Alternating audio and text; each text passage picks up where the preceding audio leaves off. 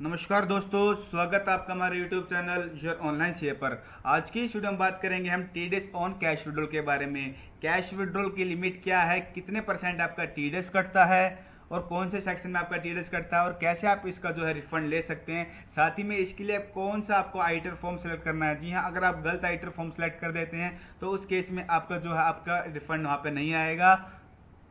तो आपको लाइव में आपको प्रैक्टिकली आपको बताऊंगा लॉगिन करके कि कैसे आपको कौन सा फॉर्म सेलेक्ट करना है और साथ ही में आप कैसे इसका रिफंड ले सकते हैं। पहले हम टीडीएस के बारे में जानेंगे, इस सेक्शन के बारे में जानेंगे, कब आपका टीडीएस कटता है, कितने परसेंट पे आपका यहाँ पे टीडीएस कट रहा है।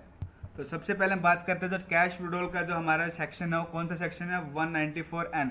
अगर आप कैश विड्रॉल कर रहे हैं, इसकी एक लिमिट होती है। यहाँ पे जब एक पर्सन किसी फाइनेंशियल ईयर में लिमिट एक्सीड कर देता है, पहली लिमिट कितनी है, 20 लाख की। 20 लाख की लिमिट किन के लिए है, अगर किसी ने आईटर फाइल नहीं की है पिछले 3 असेसमेंट ईयर की, जो आईटी उसने फाइल नहीं की है, तो इस केस में इसकी लिमिट कितना है, 20 लाख की। यानी कि 20 लाख तक उसका बैंक से अगर बैंक से कैश निकालेगा तो कोई टीडीएस वहाँ पे नहीं कटेगा। जैसे ही 20 लाख से ऊपर कर देगा तो उसका बैंक टीडीएस काट लेगा। दूसरी लिमिट आपके पास 1 करोड़ की। 1 करोड़ किन के लिए है, अगर 1 करोड़ तक आप कैश निकाल रहे हैं तो इस केस में आपका कोई टीडीएस नहीं कट रहा। जैसे आप 1 करोड़ से ऊपर करेंगे तो आपका बैंक आपका टीडीएस काट लेगा। वो लिमिट किसके लिए है, जिन्होंने पिछले साल आईटीआर पे फाइल की हुई है। आप देख सकते हैं, if ITR have been filed for all or any one of 3 assessment previous assessment years.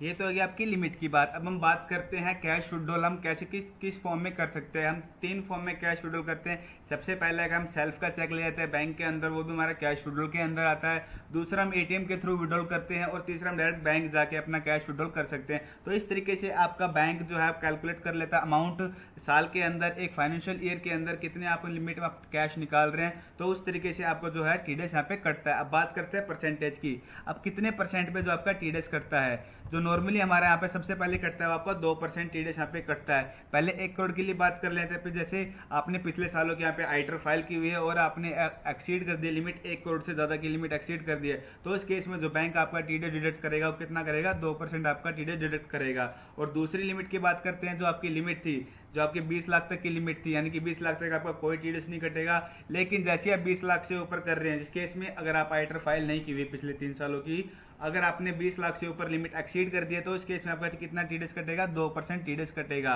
और अगर आपने उस लिमिट को 1 करोड़ से ऊपर ले गए, 1 करोड़ से ऊपर आपने ज्यादा कैश विड्रॉल कर लिया है, तो बैंक आपका कितना टीडीएस काटेगा वहां पर, उस केस में आपका 5% टीडीएस वहां पे काटेगा।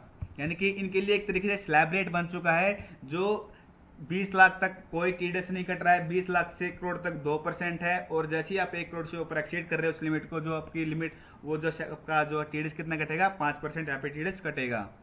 कुछ क्वेश्चंस के बारे में जान लेते हैं। ये टीडीएस का सेक्शन कब एप्लीकेबल हुआ है।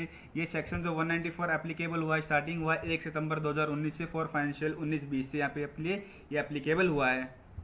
किस किस पे एप्लीकेबल नहीं है यहाँ पे देख सकते हैं। सेंट्रल और स्टेट गवर्नमेंट पे एप्लीकेबल नहीं है, प्राइवेट और पब्लिक सेक्टर बैंक पे, एनी कॉर्पोरेटिव बैंक पे, पोस्ट ऑफिस पे, इस तरीके से डिटेल लिखी हुई है। आप यहाँ पे मैं इसका पूरे डिस्क्रिप्शन में मैं डाल दूंगा, आप वहाँ से देख सकते हैं। इन पे आपका एप्लीकेबल नहीं है। और आपका कौन कौन टीडीएस अपने कैश विड्रॉल पे काट सकता है, यहाँ पर देख सकते हैं। यहाँ पर बैंक आ रहा है आपका, private, public, corporative, post office, यहाँ पे इस तरीके से आपका टीडीएस ये काट सकते हैं। इन सारे क्वेश्चंस और उनके आंसर को अपने डिस्क्रिप्शन बॉक्स में डाल दूंगा, आप वहां से जाके देख सकते हैं। अब बात करते हैं हम आईटीआर के बारे में। आपको कौन सा आईटीआर का फॉर्म इसके लिए सिलेक्ट करना है, तो सबसे पहले बात करते हैं आईटीआर 1 का फॉर्म, जो आपके लिए इसके बिल्कुल सिलेक्ट नहीं करना है। अगर आपका टीडीएस यहाँ पे कटा हुआ है कैश विड्रॉल पे, तो आपको आईटीआर 1 इसके लिए बिल्कुल सिलेक्ट नहीं करना है। तो आप कौन सा फॉर्म सिलेक्ट कर सकते हैं, आईटीआर 2, आईटीआर 3 और आईटीआर 4, जो भी आपकी इनकम के लिए यहाँ पे सुटेबल है, उसी तरीके से आप वहाँ पे आईटीआर 2, 3, 4 यहाँ पे सिलेक्ट कर सकते हैं। मैं आपको लाइव यहाँ पे आईटीआर 2 के अंदर आपको दिखाता हूँ कि कैसे उसके अंदर हम उसका रिफंड ले सकते हैं। सबसे पहले मैं आपको यहाँ पे बताता हूँ कैसे आप खुद से चेक कर सकते हैं। यहाँ पे मैं इनकम टैक्स की साइट पे आ जाता हूँ। आप चेक कर सकते हैं विदाउट लॉगिन करें कि कैसे आपका कितना टीडीएस कटा है बैंक ने। उसके लिए क्या करना है, आपको इनकम टैक्स के पोर्टल पे यहाँ पे आ जाना है। जैसे ही आप आएंगे होम पेज पे आपको क्लिक करना है। होम पेज पे क्लिक करने के बाद आपको यहाँ पे इसको स्क्रॉल डाउन करना है। जैसे आप नीचे आएंगे आपको चेक कर सकते हैं यहाँ पे टीडीएस ऑन कैश विड्रॉल, यहाँ पे आपको ऑप्शन दिखेगा, इस पर आप क्लिक करेंगे। उसके बाद आपको पैन नंबर डालना है टैक्स पेयर का, जिसका भी आपको चेक करना है कि कितना आपका टीडीएस कटा है 194N में। आपको पैन नंबर डालना है और मोबाइल नंबर डालेंगे। मोबाइल नंबर कोई भी एक्टिव मोबाइल नंबर डाल सकते हैं, उस पर आपके पास ओटीपी जाएगा, यहाँ पे वेरिफिकेशन कोड आपको डालना है। उसके बाद आप यहाँ पे चेक कर सकते हैं परसेंटेज ऑफ टीडीएस, आपकी डिटेल यहाँ पे शो हो जाएगी उसकी, जिसके अभी अपने पैन नंबर डालो वहाँ पे इसकी चेक कर सकते हैं। तो इस तरीके से आप ऑफलाइन तरीके से भी यहाँ पे चेक कर सकते हैं जो आपका कितना आपको जो है चेक कितना टीडीएस कटा है विदाउट लॉगिन करें। यहाँ पे ऑनलाइन यहाँ पे आप चेक कर सकते हैं आके। अब बात करते हैं रिटर्न के अंदर कैसे शो करना है आपको।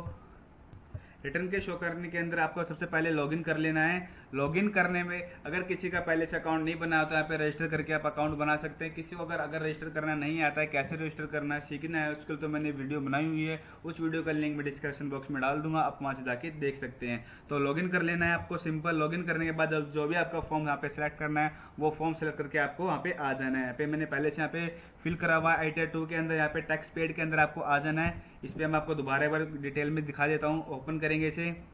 ओपन करने के बाद आप देख सकते हैं यहाँ पे देखिए इस तरीके से टीडीएस मेरा कटा हुआ है, यहाँ पे शो हो जाएगा आपका। इस पे आपको नीचे आपको सिलेक्ट करना है, जो जिस पे आपको एडिट करना है वो वाला आपको यहाँ पे उस पर सबको सिलेक्ट कर लेना है। यहाँ पे एडिट पे क्लिक करेंगे। ये जर्नली आपका सेल्फ रहता है, सेल्फ आपका टीडीएस कटा हुआ अदर पर्सन तो आपको अदर पर्सन यहाँ पे जर्नली आपका सेल्फ ही रहेगा, तो आप सेल्फ यहाँ पे हम सिलेक्ट रहने देते हैं। आप 10 ऑफ डिडक्टर आ जाएगा। उसके बाद आपका TDS in deduct in on hands, TDS कितना कटा आपका फाइनेंशियल ईयर में, डिडक्ट कट कितना हुआ है आपका, वो आपकी अमाउंट आ जाएगी और कितना आप क्लेम कर रहे हैं। जनरली हम पूरा ही क्लेम करते हैं तो आपका अमाउंट आ जाएगा कितना आप टीडीएस यहाँ पे क्लेम कर रहे हैं। उसके बाद हम बात करते हैं ग्रोस अमाउंट, कितने अमाउंट पे टीडीएस कटा है। तो ग्रोस अमाउंट इसकी 4,86,000, उस पर इतना टीडीएस कटा, तो आपको ग्रोस अमाउंट यहाँ पे डाल देना है। और यहाँ पे हेड ऑफ इनकम, ये आपका हेड ऑफ इनकम मेन है, आपको जो आपका सिलेक्ट करना है। हेड ऑफ इनकम कौन सा सिलेक्ट करना है आपके, not applicable only in case TDS is deducted under section 194N, ये आपको आप ये सिलेक्ट कर लेना है। अगर गलती से कोई अदर सोर्सेज में या फिर किसी और सोर्स में डाल रहा तो गलत हो जाएगा। आपको यहाँ पे इस वाले यहाँ पे आपको हेड ऑफ इनकम आपको सिलेक्ट कर लेना है। सिलेक्ट करने के बाद आपको सिंपल आपको सेव पे से क्लिक कर देना है। तो इस तरीके जो भी आपका एक्सेस अमाउंट है, जो भी अमाउंट है उसका आपको रिफंड मिल जाएगा। अगर आपकी इनकम ज़्यादा बन रही है तो आपका टैक्स बन रहा है तो उस केस में ये वहाँ से उससे एडजस्ट भी हो जाएगा। तो इस तरीके से आप जो टीडीएस का जो आपका कैश विड्रॉल का जो टीडीएस कटा हुआ है उसका आप रिफंड भी ले सकते हैं। अगर किसी को आईटर फॉर्म के बारे में जानना है कि कौन सा आईटर फॉर्म किसके लिए सिलेक्ट है, कौन सी आपकी इनकम है, तो आप मैं कौन से आईटर फॉर्म भरूँ, उसके लिए मैंने अलग से डिटेल में वीडियो बनाई हुई है, उसका मैं डिस्क्रिप्शन बॉक्स में लिंक डाल दूंगा, आप वहाँ से जाके चेक कर सकते हैं। साथ ही में किसी को अपनी आईटर फाइल करवानी है, फिर जीएसटी रिलेटेड कोई भी काम है तो उसके लिए मैं अपनी जीमेल आईडी डिस्क्रिप्शन बॉक्स में डाल दूंगा, आप वहाँ से मेरे को कॉन्टैक्ट कर सकते हैं। और इस वीडियो से रिलेटेड आपको कोई भी क्वेश्चन है तो हमें कमेंट डाउन कर सकते हैं। और ये वीडियो आपको अच्छी लगी हो तो प्लीज़ वीडियो को लाइक करें, चैनल को सब्सक्राइब करें। Thank you.